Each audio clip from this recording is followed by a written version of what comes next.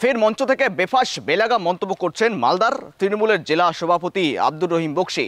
আর জানিয়ে ফের একেবারেই চাঞ্চল্য তৈরি হয়েছে রাজনৈতিক মহলে।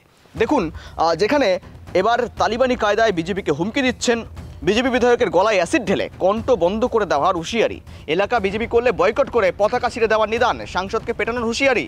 শনিবার বিকেলে মালদার মালতীপুর বিধানসভার এনায়েতনগরে ব্লক তৃণমূল কংগ্রেসের তরফে ভিন রাজ্যে বাঙালিদের উপর আক্রমণ ও বাংলা ভাষার অপমান নিয়ে একটি বিক্ষোভ সমাবেশ আয়োজন করা হয়। সেখানেই মঞ্চ থেকে ফের বিতর্কিত মন্তব্য করলেন রহিম বক্সি। শিলিগুড়ির বিজেপি বিধায়ক শঙ্কর ঘোষকেও নাম না করে তিনি বিদলেন। মানুষ যারা কাজ করে বাইরে পরিযায়ী শ্রমিক, তারা কেউ বাঙালি নয়, পশ্চিম বাংলার নয়, তারা রোহিঙ্গা, তারা বাংলাদেশি। এই চিৎকার করে তিনি বললেন।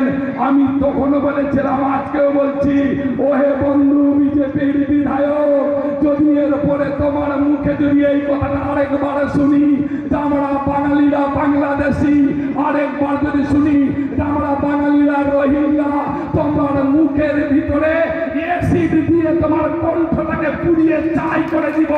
বিজেপি শাসিত রাজ্য, আজ থেকে 2.5 মাস আগে আমাকে ছেড়ে দাও, আমি বাংলায় চলে যাব, তাকে ধরে একটা ঘরের ভিতরে ঢুকিয়ে সেখানে কুচি কুচি করে কেটে বস্তায় ভর্তি করে তার মায়ের কাছে পাঠিয়ে দেওয়া হয়েছিল সেই টুকরো টুকরো লাশকে। আর তার মা কখনো পায়ের দিকে ধরছে, এটাই বোধহয় আমার সাব্বির, কখনো মাথার খুলি ধরে কাঁদছে, এটাই বোধহয় আমার সাব্বির। টুকরো টুকরো মাংসটাকে এক জায়গায় জোগাড় করে বলছিল, ওরে আমার সাব্বির, তুই আমার কোলে আয়। এটাই করেছিল বিজেপি মহারাষ্ট্রে, তার বিরুদ্ধে রুখে দাঁড়াতে হবে। আর এখানকার বিজেপিরা যারা প্রতিবাদ করছে না, এখানকার বিজেপিরা যারা বাঙালি হয়ে বাঙালিদের সাথ দিচ্ছে না, এখানকার বিজেপিরা যারা বাংলা ভাষার সাথ সম্মান করতে পারছে না, আমি তো অনুরোধ করব আপনাদের কাছে, বন্ধু যারা এখানে বিজেপি করছে তাদেরকে ভোট থেকে বয়কট করুন, তাদের বাড়ি ঘেরাও করুন, বিজেপির পতাকা ছিঁড়ে ফেলুন, তাদেরকে তাদের কণ্ঠরোধ করে দিন। বিজেপিকে সমর্থন করা যাবে না। যে বিজেপি সাব্বির ভুল করে, যে বিজেপি মুকেশ মন্ডল ভুল করে, সেই বিজেপিকে কোনো মতো সহ্য করা যাবে না। তাদের বয়কট করুন, তাদের ঘেরাও করুন, তাদের বাড়ির সামনে মিছিল করুন, তাদেরকে বুঝান।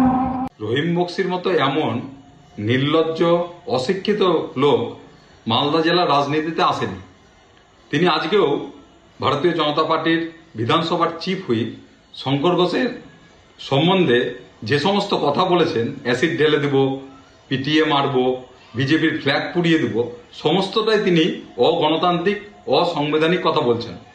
এবং তার পার্টি তাকে কিভাবে জেলা সভাপতির পদে রেখে দিয়েছে, এটা ভাবতে আমাদের আশ্চর্য লাগছে। এই সমস্ত বিষয় নিয়ে আপডেট নেওয়ার চেষ্টা করবো। সঙ্গে রয়েছে ফোন কলে রুহুল।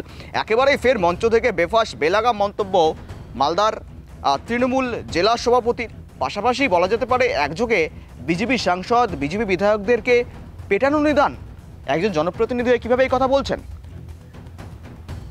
দেখো গৌরব, ফের মঞ্চ থেকে বেফাস বেলাগাম মন্তব্য মালদা জেলা তৃণমূল কংগ্রেসের সভাপতি আব্দুর রহিম বক্সির। এবার তালিবানি কায়দায় বিজেপিকে হুমকি, বিজেপি বিধায়কের গলায় অ্যাসিড ঢেলে কণ্ঠ বন্ধ করে দেওয়ার হুঁশিয়ারি দিলেন তিনি। এলাকায় বিজেপি করলে বয়কট করে পতাকা ছিঁড়ে দেওয়ার নিদান, সাংসদকে পেটানোর হুঁশিয়ারি। তুমুল বিতর্ক মালদা জেলা তৃণমূল সভাপতি আব্দুর রহিম বক্সির। শনিবার বিকালে মালদার মালতীপুর বিধানসভার এনায়েতনগর ব্লকের তৃণমূল কংগ্রেসের উদ্যোগে একটি সভা করা হয়। সেখানেই ভিন রাজ্যে বাঙালিদের উপর আক্রমণ এবং বাংলাভাষী অপমান করাকে নিয়ে একটি বিক্ষোভ সমাবেশ আয়োজন করা হয়। উপস্থিত ছিলেন স্থানীয় বিধায়ক আব্দুর রহিম বক্সি সহ জেলা তৃণমূল কংগ্রেসের সমস্ত কর্মকর্তারা। এবং সেই মঞ্চ থেকেই ফের বেলাগাম আব্দুর রহিম বক্সি।